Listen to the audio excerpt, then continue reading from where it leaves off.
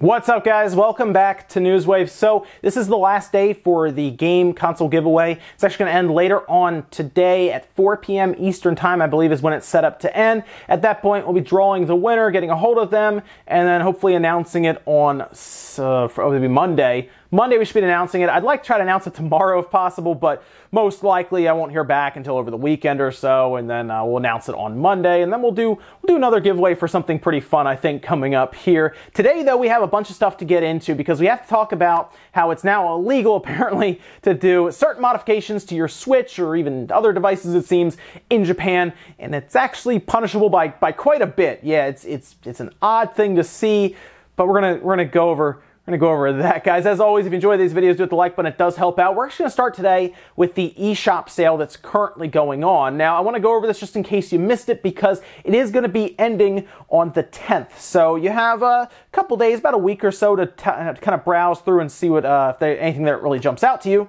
But it's going to be ending on the 10th at noon.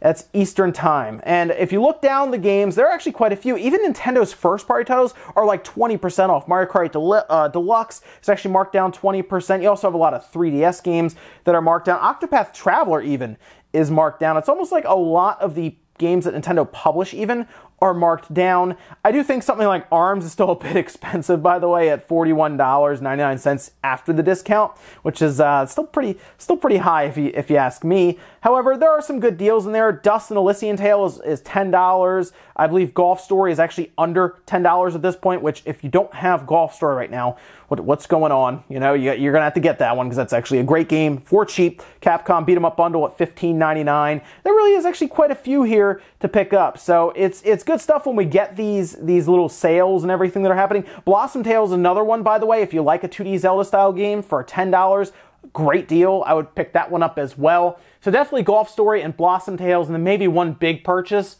However, I do think even at 41, so we've had some of these games for quite a while, some of them from almost the launch of the Switch, but still good to see some discounts happening there, and you'll just have to make sure you pick anything up that you want before the 10th. Also, Sega is, well, they're doing a pretty bad job, actually, of teasing for a certain game that's coming out on the PC, at least getting ported to the PC. Let's go through a quick timeline here. We know, of course, Catherine is getting this remastered deal that's coming out, and that's going to be going, of course, to the PlayStation 4 and the Vita.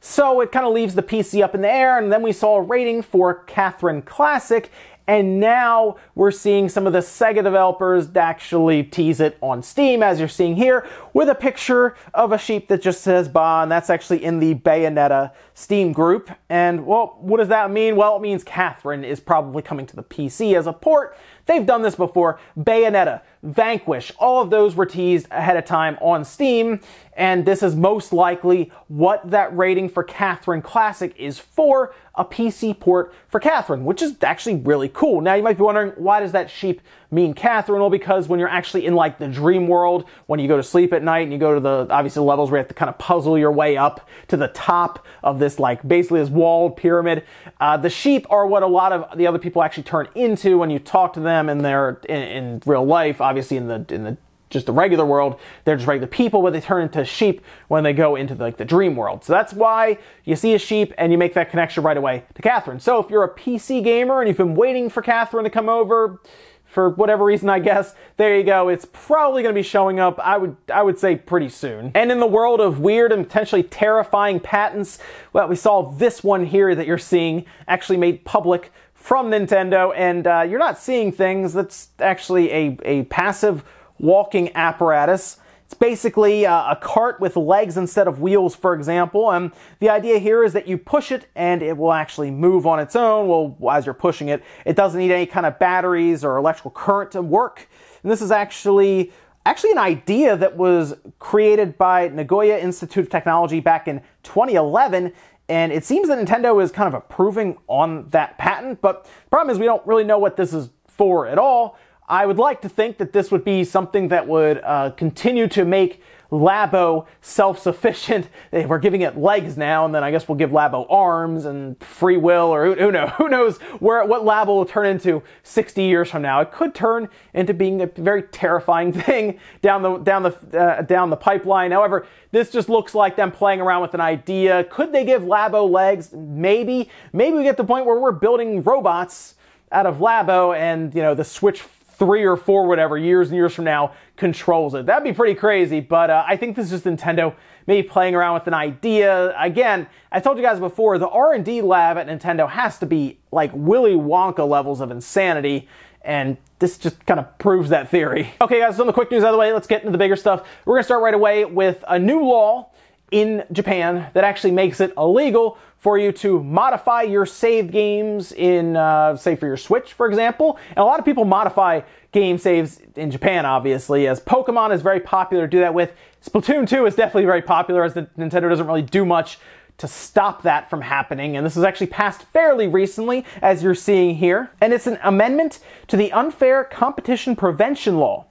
And the idea here is just modification of video game save data is now illegal in Japan. Now this affects pretty much everyone, whether you're trying to sell a service to modify save data, or if you're just someone who wants to hack your own save data and play around with it even offline.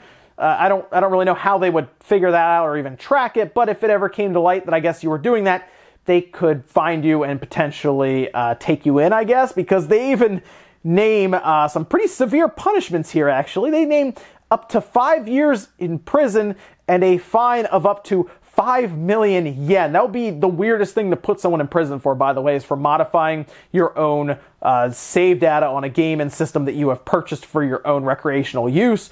But nonetheless, that's apparently what's happening in Japan, and I think that's a bit much. I think if you buy the game and you're messing around with your save data offline by yourself, I don't see the problem with you doing that, just to be completely honest. However, if you go online with it, I think you probably should be banned, obviously, especially in Splatoon 2. That should be banned, like, immediately. There shouldn't even be, like, a way for you to get online, as other games have got to the point where they can detect a lot of these modification methods and ban you as soon as you sign in.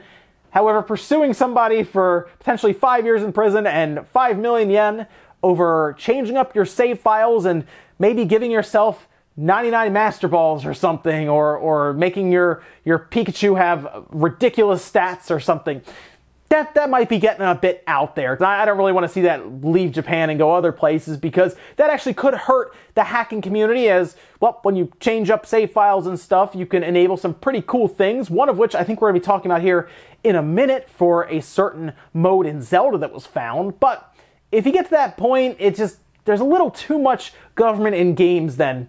I don't think I would like that as much. It just hurts some of the creativity out there. Sure, it also technically protects, we would assume anyway, the online modes in a lot of the games that can have stuff modified.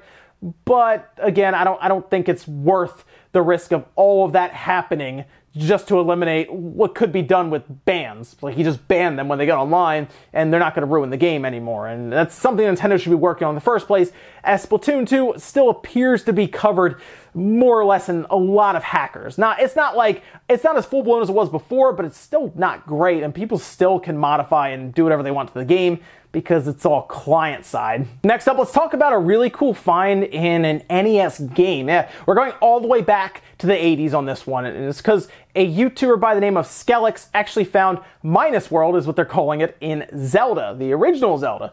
And of course, you might think of Minus World with something like Mario. Remember, a lot of people found Minus World and they did some weird stuff where it's like you go underwater, it's like an infinite run there, and it's a whole thing.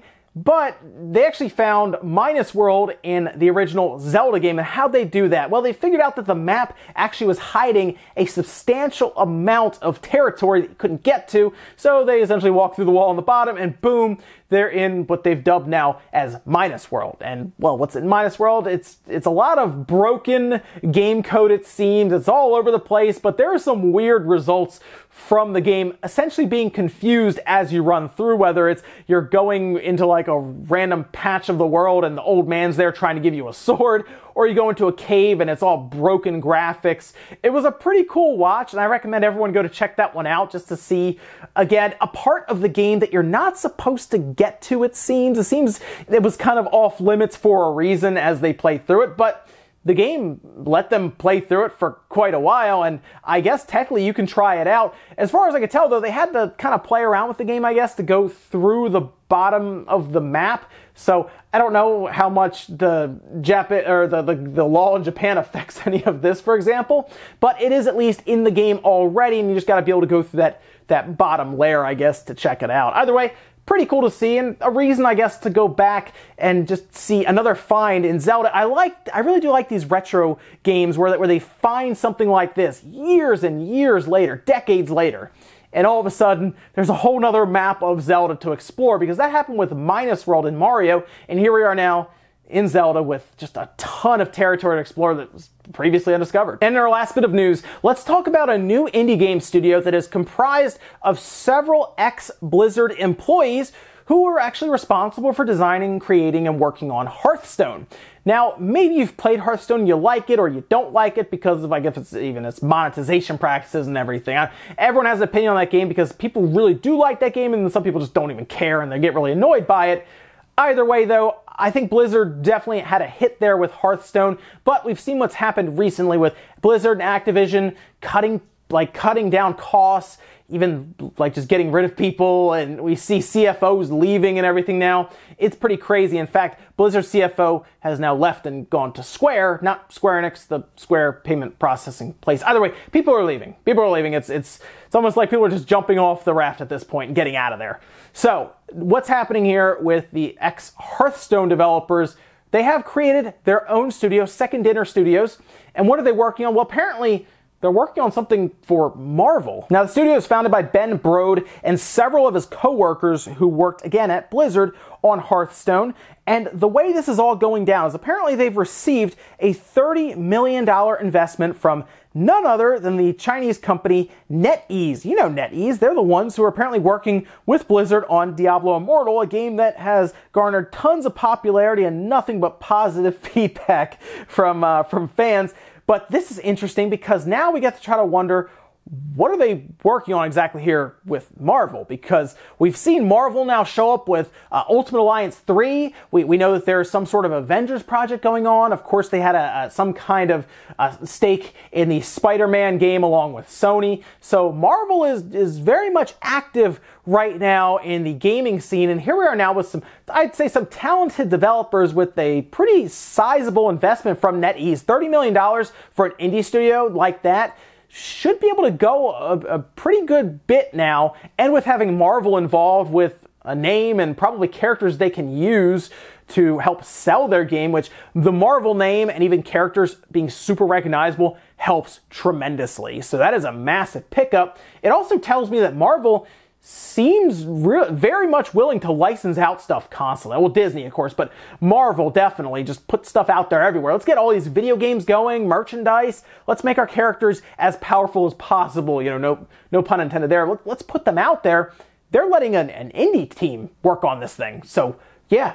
That's really cool, and I look forward to what they're going to do creatively, because they could be working on a single character. It could just be a single superhero or villain, or who knows where they're going to go with this, but they have the investment, they have the talent, and they have the IP, so I'm looking forward to what they come up with. However, it seems like they just recently got started, so it might be a couple years that we find out about this, and we also don't know what system it's coming out on, as they could be working on mobile phones, right? It could be a mobile phone game, although $30 million might be a bit much for doing a mobile phone game. Maybe this is something for consoles and phones. Who knows? But either way, I'm at least excited, especially now that Marvel's involved, to see what they come up with. Well, ladies and gentlemen, that's going to do it here for Newswave. If you enjoyed this video, guys, hit the like button. Really helps out. If not, hit the dislike. Leave comments down below about everything we talked about today, whether it is the Marvel project that we see by Second Dinner. What do you think they're working on? A single hero? A group? Maybe I guess they can't just do the Avengers stuff because that's already happening, but we saw Marvel Ultimate Alliance pulling a ton of characters,